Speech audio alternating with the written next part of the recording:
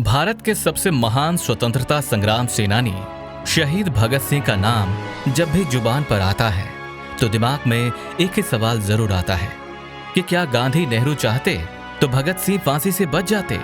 क्या वाकई में नेहरू भगत सिंह से जेल में मिलने नहीं गए थे? यकीनन ये वो सवाल हैं जो आपके दिमाग में भी कभी न कभी तो जरूर आए होंगे।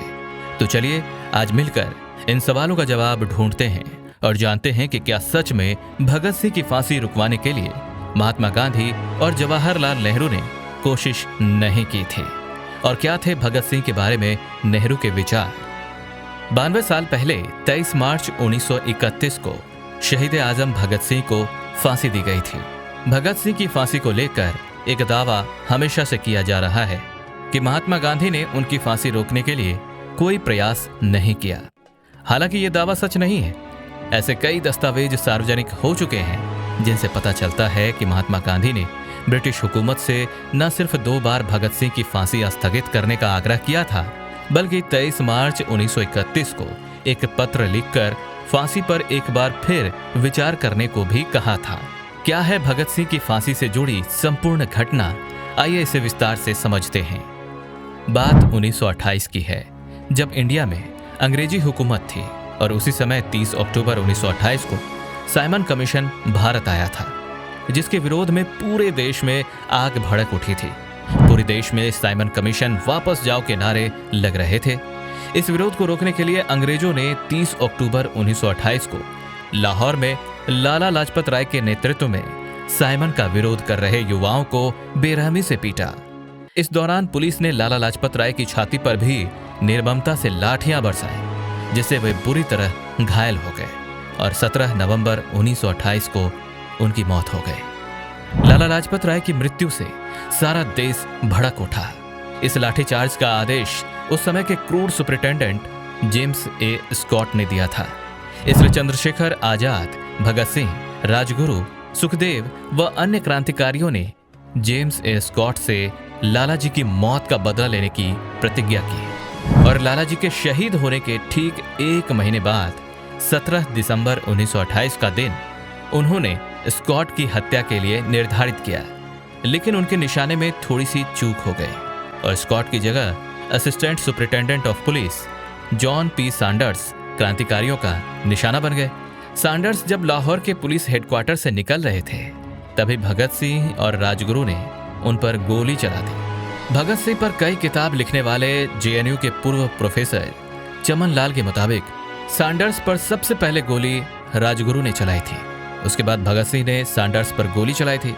सैंडर्स की हत्या के बाद भगत सिंह, राजगुरु और जयगोपाल लाहौर से निकल गए।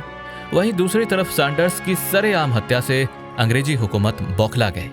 पंजाब में अंग्रेजी राज का दमन चक्र तेज हो गया। पंजाब के निर्दोष नौजवानों को पुलिस द्वारा गिरफ्तार कर बुरी तरह से प्रताड़ित किया जाने लगा। इन युवाओं में नौजवान भारत सभा के सदस्य भी शामिल थे, जिसकी स्थापना भगत सिंह और उनके साथियों ने की थी। भगत सिंह और उनके साथी अपनी आवाज जनता तक पहुंचाना चाहते थे और आजादी का मतलब जनता को बताना चाहते थे। इसलिए 8 अप्रैल 1929 को भगत सिंह ने बटुकेश्वर दत्त के साथ मिलकर केंद्रीय असेंबली में 2 बम फेंक दिए। बम फेंकने का मकसद किसी को मारना नहीं था, बल्कि ब्रिटिश हुकूमत द्वारा लागू किए गए 2 बिलों, पब्लिक सेफ्टी बिल और ट्रेड डिस्प्यूट बिल का विरोध करना था। हैरानी की बात यह थी कि इस बार बम फेंकने के बाद भगत सिंह और बटुकेश्वर दत्त वहां से भागे नहीं, बल्कि पर्चे फेंकते रहे और क्रांतिकारी नारे लगाते रहे। उन्होंने अपनी गिरफ्तारी खुद ही दी थी, क्योंकि जैसा कि मैंने आपको पहले ही बताया है, उनका मकसद वहां से भागना नहीं था, बल्कि अपनी बात लोगों तक पहुंचाना था। दरअसल उस दौर में ब्रिटिश दमन इतना तेज था कि किसी भी इनकलाबी विचार को लोगों तक पहुंचाना लगभग नामुमकिन था। बम फेंकने के बाद भगत सिंह और उनके साथियों को गिरफ्तार कर लिया गया और उनके खिलाफ मुकदमा चला। सेशन कोर्ट में जब मुकदमे की सुनवाई शुरू हुई तो भगत सिंह ने स्वीकार किया कि उन्होंने ही बम फेंका है, क्योंकि इंग्लैंड को जगाने के लिए बम फेंकना जरूरी था। 6 जून साल 1929 को दिल्ली के सेशन जज लियोनार्ड मिडिल्टन की अदालत में भगत सिंह ने अपना ऐतिहासिक बयान भी दिया था। इस बयान में उनका दिया हुआ एक वक्तव्य काफी ज्यादा फेमस हुआ था। ये वक्तव्य था, पिस्तौल और बम इनकलाबी नहीं लाते, बल्कि इनकलाब की तलवार विचारों की शान पर तेज होती है। और ये चीज थी जिसे हम प्रकट करना चाहते थे। कोर्ट ने भगत सिंह और बटुकेश्वर दत्त को बम फेंकने के दोषी मानकर उन्हें आजीवन कारावास की सजा दी। हालांकि अभी भी भगत सिंह के खिलाफ एक और बड़ा मुकदमा बाकी था। वो मुकदमा था सैंडर्स की हत्या, जिसकी शुरुआत 10 जुलाई 1929 से हुई। सैंडर्स हत्याकांड में भगत सिंह समेत 15 लोगों पर मुकदमा चलाया गया, जिसमें 7 सरकारी गवाह बन गए, जिनमें रामशरण दास, ब्रह्मदत्त, जयगोपाल, मनमोहन बनर्जी, हंसराज वोहरा और ललित कुमार मुखर्जी शामिल थे। और फिर वही हुआ जिसका लोगों को डर था। 7 अक्टूबर 1930 को सैंडर्स की हत्या का दोषी पाते हुए कोर्ट ने भगत सिंह, सुखदेव और राजगुरु को फांसी की सजा सुना दी और उनकी फांसी के लिए 24 मार्च 1931 की तारीख तय की गई। हालांकि गांधी जी उस समय भारत के सबसे बड़े नेता बन चुके थे। ऐसे में सबको गांधी जी से उम्मीद थी कि वो इस मामले में जरूर कुछ करेंगे। 17 फरवरी 1931 को गांधी और इरविन के बीच समझौता हुआ। भगत सिंह के समर्थक चाहते थे कि गांधी जी इस समझौते की शर्तों में भगत सिंह की फांसी रोकना शामिल करें, लेकिन गांधी जी ने ऐसा नहीं किया। इसकी वजह उन्होंने यंग इंडिया अखबार में लिखे अपने लेख में बताई है, जिसमें उन्होंने लिखा है, कांग्रेस वर्किंग कमेटी मेरे फैसले से सहमत नहीं थी। हम समझौते के लिए इस बात की शर्त नहीं रख सकते थे कि अंग्रेजी हुकूमत भगत, राजगुरु और सुखदेव की सजा कम करे। मैं वायसराय के साथ अलग से इस पर बात कर सकता था और मैंने ऐसा ही किया।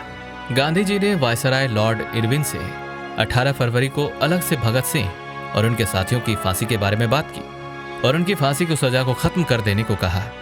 आपको बता दें कि यंग इंडिया में महात्मा गांधी ने वायसराय से अपनी इस मीटिंग के बारे में भी लिखा है। महात्मा गांधी ने बताया है कि उन्होंने किस तरह से वायसराय से भगत सिंह की सजा को खत्म करने के लिए भी कहा था, लेकिन वायसराय ने यह कहते हुए उन्हें मना कर दिया था कि फांसी की सजा कम करना मुश्किल होगा, लेकिन उसे फिलहाल रोकने पर विचार किया जा सकता है। लेकिन जैसा कि अंग्रेजों की फितरत होती है, वायसराय अपनी बात पर कायम नहीं रहा। आपको बता दें, गांधी जी पहले सजा खत्म करवाने की जगह सजा टलवाना चाहते थे, क्योंकि अंग्रेजी हुकूमत की सजा को सीधे खत्म कर देना आसान नहीं था। भगत सिंह पर अंग्रेजी अधिकारी की हत्या का मामला था। ब्रिटिश सरकार उन्हें रिहा कर ये संदेश नहीं देना चाहती थी कि अंग्रेज अधिकारी की हत्या कर कोई भी बच सकता है। इसलिए गांधी जी ने भगत सिंह की फांसी रोकने के लिए कानूनी रास्ते भी तलाशने शुरू कर दिए। गांधी जी के सामने सबसे बड़ी परेशानी ये थी कि भगत सिंह खुद भी अपनी फांसी का विरोध नहीं कर रहे थे। गांधी जी इस कोशिश में थे कि भगत सिंह और उनके साथी एक वादा कर दें कि वो आगे हिंसक कदम नहीं उठाएंगे और इसी का हवाला देकर वो अंग्रेजों से फांसी की सजा रुकवा देंगे। लेकिन भगत सिंह नहीं माने। 19 मार्च को महात्मा गांधी ने दोबारा से वायसराय इरविन से बात की और भगत सिंह की फांसी को टालने की एक बार फिर से अपील की, लेकिन इस बार इरविन ने सीधे तौर पर इनकार कर दिया। इरविन ने गांधी जी को जवाब देते हुए कहा, फांसी की तारीख आगे बढ़ाना, वो भी बस राजनीतिक वजहों से, वो भी तब जब तारीख का ऐलान हो चुका है, सही नहीं होगा। पर महात्मा गांधी अभी भी भगत सिंह को बचाने का प्रयास कर रहे थे। उन्होंने अभी भी कोशिश जारी रखी। 21 और 22 मार्च को महात्मा गांधी ने 2 बार लगातार इरविन से बात की। इस दौरान इरविन ने यह वादा भी किया था कि वो इस पर विचार करेगा। दिल्ली के राष्ट्रीय संग्रहालय में रखे कागजात इस बात की पुष्टि करते हैं। 23 मार्च को यानी फांसी की तारीख से एक दिन पहले गांधी ने इरविन को एक चिट्ठी लिखकर कई कारण भी गिनाए और इस सजा को रोकने के लिए एक बार फिर से अपील की। लेकिन कहा जाता है कि इरविन की चिट्ठी पढ़ने से पहले ही 23 मार्च की शाम को भगत सिंह को फांसी दे दी गई। यहाँ आपको बता दें कि भगत सिंह की फांसी की तारीख 24 मार्च तय हुई थी, लेकिन ये तारीख से एक दिन पहले ही 23 मार्च को भगत सिंह को फांसी दे दी गई। यानी यहाँ एक बात तो साफ है कि महात्मा गांधी ने भगत सिंह को बचाने के लिए वो तमाम कोशिशें की थी जो वो कर सकते थे, लेकिन अंग्रेज नहीं माने और वीर भगत सिंह को धोखे से तय तारीख से एक दिन पहले ही फांसी पर लटका दिया। तो दोस्तों, ये तो बात हुई महात्मा गांधी की। अब भगत सिंह को लेकर नेहरू जी के विचारों को भी जान लेते हैं। दोस्तों, नेहरू जी के बारे में एक मिथक प्रचलित है कि जब क्रांतिकारी सरदार भगत सिंह जेल में बंद थे और उन्हें फांसी की सजा दी गई, तब नेहरू जी उनसे मिलने जेल में नहीं गए थे। अगर आपने भी ये बात कहीं से सुन रखी है तो आपको बता दें कि ये बात सरासर गलत है। नेहरू जी देश के उन चुनिंदा बड़े नेताओं में से थे जो जेल में जाकर भगत सिंह और उनके साथियों से मिले थे। हाँ, ये बात सच है कि नेहरू जी ने भगत सिंह के हिंसा के रास्ते की कभी तारीफ नहीं की थी, लेकिन भगत सिंह की बहादुरी और देश प्रेम की उन्होंने सार्वजनिक रूप से कई बार प्रशंसा की थी। महात्मा गांधी के अलावा भगत सिंह ही एक ऐसे व्यक्ति थे जिनकी नेहरू ने सबसे ज्यादा तारीफ की थी। 8 अगस्त 1929 को जवाहरलाल नेहरू ने जेल में बंद भगत सिंह और उनके साथियों से मुलाकात की थी। भगत सिंह की फांसी से पहले भी 12 अक्टूबर 1930 को एक सार्वजनिक भाषण में नेहरू जी ने भगत सिंह की तारीफ भी की थी। नेहरू जी ने भगत सिंह को लेकर कहा था, मैं उनसे सहमत रहूं या ना रहूं, मेरे मन में भगत सिंह जैसे व्यक्ति के लिए साहस और श्रद्धा भरी हुई है। भगत सिंह जैसे व्यक्ति दुर्लभ है। वायसराय को अपने दिल से पूछना चाहिए कि अगर भगत सिंह एक अंग्रेज होते और उन्होंने इंग्लैंड के लिए ऐसा किया होता तो उन्हें कैसा अनुभव होता। इसके अलावा नेहरू जी ने अपनी किताब डिस्कवरी ऑफ इंडिया में भी भगत सिंह के बारे में लिखा है। उन्होंने लिखा है कि भगत सिंह उस समय एक प्रतीक बन गए थे। कुछ ही महीनों के अंदर पंजाब के हर शहर और हर गांव के अलावा भारत के बाकी हिस्सों में भी उनका नाम गूंजने लगा था। उन पर अनेकों गीत रचे गए। उन्हें जो लोकप्रियता मिली वो अद्वितीय थी। तो दोस्तों, अब आप ही सोचिए, जिस व्यक्ति को लेकर नेहरू जी के मन में इतने उच्च विचार थे, वो भला क्यों नहीं चाहेंगे कि भगत सिंह जेल से बाहर निकले।